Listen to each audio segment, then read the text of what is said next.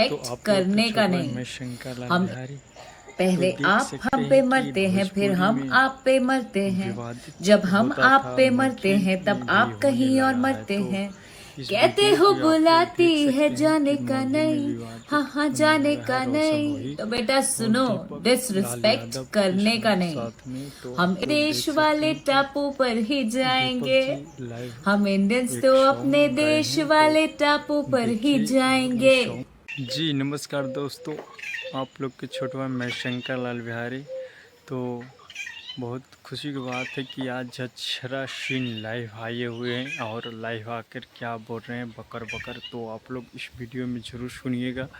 और खेसारी लाल के बारे में बोल रहे हैं कि पवन सिंह के बारे में बोल रहे हैं, किसका बारे में बोल रहे हैं, जो आप लोग ज़रूर सोचिएगा, इस बात को गौर से सुनिएगा। और इस चैनल पे आप लोग नए नए हैं तो सबसे पहले आप लोग चैनल को सब्सक्राइब करके वीडियो को लाइक करके सबसे पहले बेल आइटम को दबा के घंटी के ऑन कर लीजिएगा।